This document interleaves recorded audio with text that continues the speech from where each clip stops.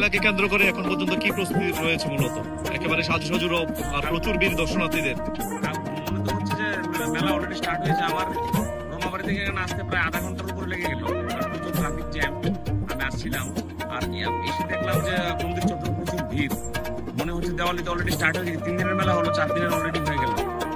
তো মানুষ তো প্রচুর পরিমাণে আসছে এবং খুব সুন্দরভাবে প্রত্যেকটা ডিপার্টমেন্ট যারা যারা দায়িত্বে ছিলেন এবং আমাদের ট্রাস্ট সবাই তাদের সাধ্য অনুযায়ী মন্দির চত্বরকে সাজানোর চেষ্টা করেছে। তো আমাদের এখন শেষ টান মায়ের মন্দিরটা এটা আগের দিনই সাজানো হয়, ন্যাচারাল পুজো হয়তো নষ্ট হয়ে যাবে। তো আজকের মধ্যে হয়তো 3 দিন থাকবে। আজকে রাতের মধ্যে শুধু মন্দিরের যে আমাদের মন্দির সাজানো সেই কাজটা আমাদের আজকে পেন্ডিং আছে, কিছুক্ষণ পর থেকে শুরু হবে। এটা আগের দিনই করা হয়।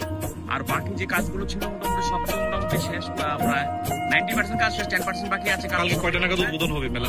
কাল তো 6টার সময় কল্যাণ আরতির মাধ্যমে সেটা উদ্বোধন করবেন। মাননীয় মুখ্যমন্ত্রী আসবেন, মিনিস্টার আসবেন, ফিনান্স মিনিস্টার থাকবেন, তাদের মাধ্যমে হবে। এবং মার মানে যে পুজো 8টার সময় স্নানের পর সেটা মার দরজা খোলা হবে।